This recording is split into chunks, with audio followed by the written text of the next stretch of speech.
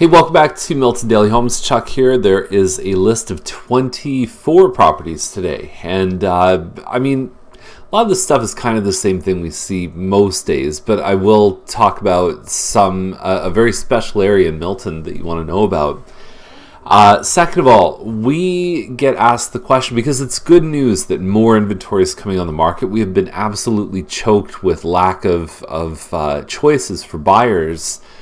Now, this time of year also means more buyers enter the market and buy homes too. So we publish the Milton Price Report. We do an update on it every month, and as well as showing people what places are actually selling for. The report will give you a sense of things like average days on market, average price point, what's going on year over year. And here's the thing, new listings compared to sales, page 7 of the report.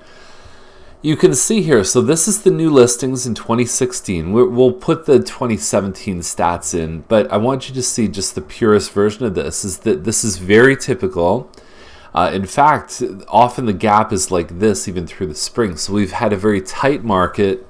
The difference between these two is unsold inventory. So you actually saw in December that there were more sales than there were active listings, because these sales happen as a result of some of the stuff here that didn't sell. So that's it. So that's the market. The tighter this is, usually the more active the market is. But it's not a perfect science. And for the most part, we find that the year is a pretty even balance of supply of new listings, right? So we should, if you look at March here, it's the same thing that happened last year. Very low numbers of new listings in January, February. And then it kind of opens up, but the sales also go up too. And they tend to kind of float at a similar ratio. I also want to share something on page 9 of the report, which is a graph that compares house prices with interest rates. And a lot of people say to us, when is this thing going to stop? And I have a couple of different thoughts about it. I'm going to do it in next week's Milton Price Report. So if you want to subscribe to that, just go to miltonpricereport.com. Anyway, here's the thing. That's prices. That's interest rates. One of the main factors that predicates large value increases is low interest rate. As simple as that. So that's one of the reasons. Plus immigration patterns, plus Canadian dollar, plus outflow of money from other countries, including the Middle East and China especially. High land transfer taxes are going to restrict supply. So there's factors that either increase demand or restrict supply. And so we've had both of those just going really hard, which has caused this market. A lot of people are saying, do I list now? Do I list later? My advice, hang in there, because I don't think we're done yet. I think this year is going to continue to blaze through. And that seems to be the consensus for most people. Most of the causative factors don't appear to be changing. So if you like this property at 1380 Main, I've got one coming out next week. Same floor plan as this. Hampton model, 893 square feet. They've listed as a 1+1. It's really functionally a 2-bedroom. So there's a second bedroom, if I can show it to you. So this is the second bedroom here. It has a closet. And so I'm actually going to list mine as a 2-bedroom. And the only thing it's missing is, so there's your door to get in, and then there's your closet, I believe, in the second bedroom. No, that was the master. This is the second bedroom. Doesn't look that big from pictures, but it's decent. It's a good size for a kid's room. There's your closet there. It just doesn't have a window. And then there's one bathroom inside, plus ensuite laundry, and you've got some common areas. So ours is on the 3rd floor. Generally, there's a little bit of a value hit for being on the 1st floor, but I think that they played it up right in the description, and that you have a grass outside that you don't need to maintain, but you get to enjoy.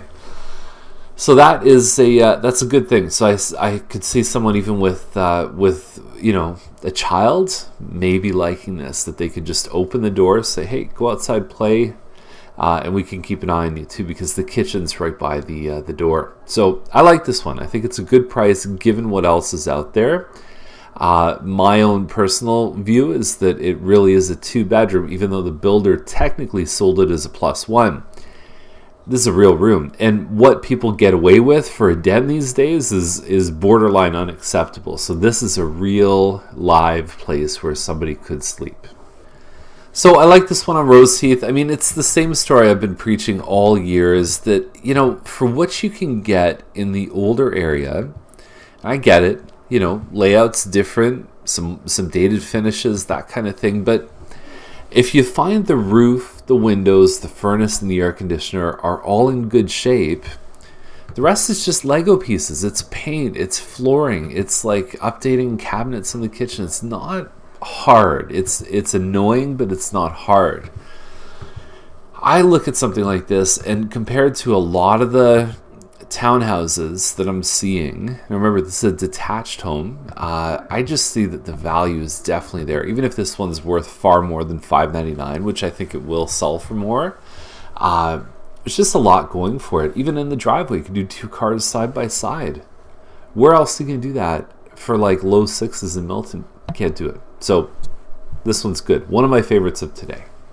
Now, what I like about this one on McNabb, there's a lot of things. This is another one of my favorite properties. So it's a 2-story home. It reads as a 2-story. I guess they put an addition in on this one. So this was originally a bungalow that they did a 2nd story on. The front shot could be a little bit wider, but there you go. You've got a nice open main floor. You got 4 bedrooms in this neighborhood, which is something that you just don't see very often. And when you do, the 4 bedrooms are usually very small, like 8 by 8 bedrooms and stuff like that. So it's looking good. I honestly think with the 2 stories here, with the extra addition, with the amount of floor space, this one might find itself with the first digit of being an 8. It's going to really, really light it up, I think, on offer night. Now, there's 2 properties here that I wanted to talk about and then sort of loop back around to that special area I mentioned. So the first one is 332 Oak. 1.2 million. We've got a 3-bedroom +2. So I guess that's the lower level. Finished walkout basement, and then you've got some nice scenery outside. Good quality finishes. More than 3,000 square feet. So they're kind of pricing, similar to the new area, I find, for the size of this home, plus the land. They're holding back on offers, but I don't know, it'd be an interesting one to watch. So this one here, and then we also have, going over to the Oakville Milton list, we have, let me just go over to client full here. So price increased. I don't know what it was originally. $829. And so here's the thing. It has this look. And if you go back to this other one here, it's got this here. Why are people kind of doing this bunker style of builds? I'll show you in just a second. So I definitely think this one is has the potential to sell for a lot more than what they're asking. Yeah, nice finishes. Beautifully done. Definitely tasteful design.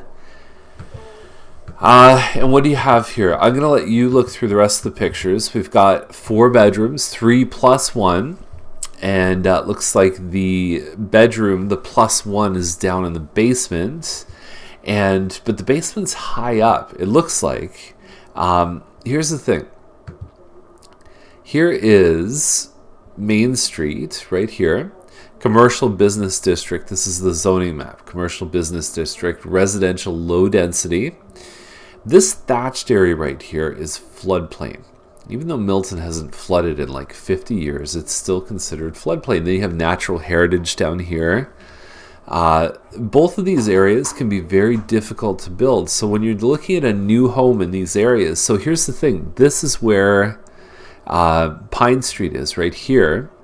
And then this little piece of land right there has a little bit of floodplain through the front of it on Oak. So you definitely run into challenges with building. You also run into challenges with insurance. Definitely before you put an offer in, call your insurance rep. My favorite in town is Tish Wilson with the Cooperators. She's fantastic. I think the number is 905-864-6900. And anyway, you definitely want to be careful with that. From an insurance perspective, that spills over into mortgage too. So mortgage financing is related sometimes directly or indirectly on the ability to get insurance. So that being said, both lovely properties, both have a ton of appeal, and they're both very close to Main Street as well. But I think the key is just knowing about the floodplain before you make an offer.